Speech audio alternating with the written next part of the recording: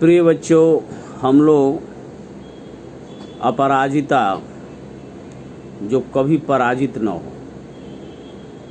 अपराजित पुल्लिंग शब्द है, अपराजिता स्त्रीलिंग शब्द है। जिसे कभी हराया न जा सके, एक शब्द में उसे अपराजित, अपराजिता कहते हैं। पृष्ठ संख्या 28, पेज नंबर 28 खोलो मंजरी, और 28वें पेज पर अंतिम पैराग्राफ देखो और मेरे साथ उसे उच्चारण करते हुए शुद्ध उच्चारण में पढ़ने का प्रयास करो। मेरे बाद भी बार बार पढ़ने का प्रयास करो। यह देखना और इससे प्रेरणा लेना आवश्यक है कि डॉक्टर चंद्रा जैसी विकलांग लड़की अपने दृढ़ संकल्प, आत्मविश्वास और उत्कट जिज्ञासा और अभिलाषा के साथ, महत्वाकांक्षा के साथ वो जीवन में कितनी ऊंचाई पर पहुंचती है। अब माइक्रोबायोलॉजी की सफल वैज्ञानिक बनती है।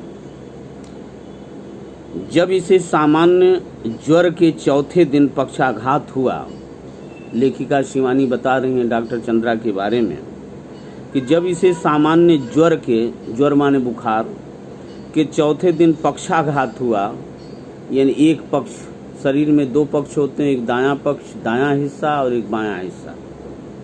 तो पक्षाघात हुआ यानी पक्ष पर, शरीर पर आघात हुआ, हवा लगी, तो गर्दन के नीचे इसका सर्वांग अचल हो गया।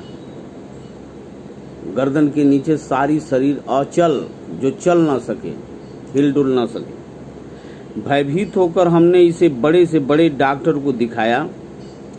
सबने एक स्वर से कहा, एक आवाज में कहा, आप व्यर्थ यानी बेकार पैसा बर्बाद मत कीजिए। आपकी पुत्री जीवन भर केवल गर्दन ही हिला पाएगी। संसार की कोई भी शक्ति अर्थात ताकत इसे रोग मुक्त नहीं कर सकती। सासा श्रीमती सुब्रह्मण्यम का कंठ अवरुद्ध हो गया, यानी गला भर आया, गला रुक गया। फिर भी वे धीमे स्वर में मुझे बताने लगे, मेरे गर्भ में तब इसका भाई आ गया था। इसके भयानक अभिशाप से यानी श्राप से के बावजूद मैंने कभी विधाता से अर्थात परमात्मा से यह नहीं कहा कि प्रभु इसे उठा लो, इसके इस जीवन से तो मौत भली है। मैं निरंतर इसके जीवन की भीख मांगती, केवल सिर हिलाकर यह इधर उधर देख भर सकती थी। न हाथों में गति थी, न पैरों में। फिर भी मैंने आशा नहीं छोड़ी। एक आर्थोपेडिक्स सर्जन की बड़ी ख्याति सुनी थी, ख्याति माने प्रसिद्धि, मशहूरियत, वहीं ले गई। आर्थोपेडिक्स सर्जन थे। सर्जन कहते हैं जो लोग सर्जरी का काम, चीड़ फाड़ का काम करते हैं, उनके पास लेकर 1 वर्ष तक कष्ट साध्य उपचार चला, इलाज हुआ, और एक दिन स्वयं ही इसके ऊपरी धड़ में गति आ गई। हाथ हिलने लगे, नन्ही अंगुलियां मुझे बुलाने लगीं। निर्जीव धड़ को मैंने सहारा देकर बैठना सिखा दिया। ये डॉक्टर चंद्रा की माँ बता रही हैं लेखिका को। 5 वर्ष की हुई तो मैं ही इसकी स्कूल बनी। मेधावी पुत्री की विलक्षण बुद्धि ने फिर मुझे चमत्कृत कर दिया, आश्चर्यचकित कर दिया। सरस्वती स्वयं ही जैसे आकर जिह्वा पर बैठ गई थी। बंगलौर के प्रसिद्ध माउंट कार्मेल में उसे प्रवेश दिलाने में मुझे कॉन्वेंट द्वार पर लगभग धरना ही देना पड़ा था। लेखिका कह रही हैं डॉक्टर चंद्रा की माँ से, नहीं मिसेस सुब्रह्मण्यम, मदर ने कहा, हमें आपसे पूरी सहानुभूति, पर आप ही सोचिए आपकी पुत्री की व्हील चेयर कौन पूरे क्लास में घुमाता फिरेगा। आप चिंता न करें मदर, मैं हमेशा उसके साथ रहूंगी। ये चंद्रा की माँ उस स्कूल के मदर से कह रही हैं। और फिर पूरी कक्षाओं में दिव्यांग पुत्री की कुर्सी की परिक्रमा मैं स्वयं कराती। वे पीरियड दर पीरियड, घंटी दर घंटी उसके पीछे खड़ी रहती।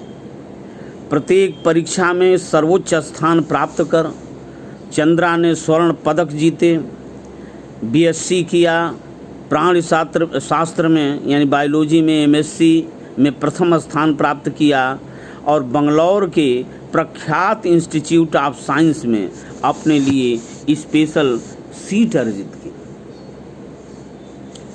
अपनी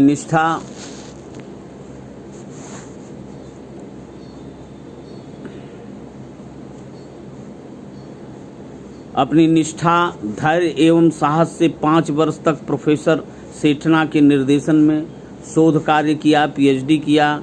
इसी बीच माता पिता ने पेंसिल्वानिया से व्हील चेयर मंगवा दी, जिसे तुम चित्र में देख रहे हो, जिसे डॉक्टर चंद्रा स्वयं चलाती हुई पूरी प्रयोगशाला में बड़ी सुगमता से घूम सकती थी। लेदर जैकेट से कठिन जिरह वख्तर में कसी उस हंसमुख लड़की को देख मुझे युद्ध क्षेत्र में डटे राणा सांगा का ही स्मरण हो आता। ये डॉक्टर शिवानी कह रही है, लेखिका कहानीकार, कि लेदर जैकेट से कठिन जिरह वख्तर में कसी उस हंसमुख लड़की को देख मुझे युद्ध क्षेत्र लड़ाई के मैदान में डटे राणा सांगा, राजस्थान मेवाड़ राज्य के राणा सांगा का ही स्मरण हो आता। छत बिछत शरीर में असंख्य घाव, लेकिन आभा मंडित भव्य मुद्रा, मुस्कुराती हुई चमकती हुई लड़की। मैडम, आप तो लिखती हैं, मेरी ये कविताएं देखिए, कुछ दम है क्या इनमें? मैंने जब ये कविताएं देखी तो आंखें भर आईं। जो उदासी उसके चेहरे पर कभी नहीं आने पाई, वो अनजाने में ही उसकी कविता में छलक आई थी। फिर उसने अपनी कढ़ाई बुनाई के सुंदर नमूने दिखाए। लड़की के दोनों हाथ जैसे दोनों पैर का भी काम करते हैं, निरंतर मशीनी खटपट में चलते रहते हैं। जर्मन भाषा में माता पुत्री दोनों ने मैक्समूलर भवन से विशेष योग्यता सहित परीक्षा उत्तीर्ण की। माता पुत्री दोनों ने विशेष योग्यता की परीक्षा उत्तीर्ण की। गर्ल गाइड में राष्ट्रपति का स्वर्ण कार्ड पाने वाली वह प्रथम दिव्यांग बालिका थी। यही नहीं, भारतीय एवं पाश्चात्य यानी पश्चिमी संगीत दोनों में उसकी समान रुचि है। एल्बम को अपनी निर्जीव टांगों पर रखकर वह मुझे अपने चित्र दिखाने लगी। पुरस्कार ग्रहण करती डॉक्टर चंद्रा, प्रधानमंत्री के साथ मुस्कुराती खड़ी डॉक्टर चंद्रा, राष्ट्रपति को सलामी देती बालिका चंद्रा और व्हील चेयर में लेदर जैकेट में जकड़ी बैसाखियों का सहारा लेकर अपनी डॉक्टरेट ग्रहण करती डॉक्टर चंद्रा। मेरी बड़ी इच्छा थी मैं डॉक्टर बनूं। मैं अपंग डॉक्टर मेरी वर्गीज के सफल जीवन की कहानी पढ़ चुकी थी।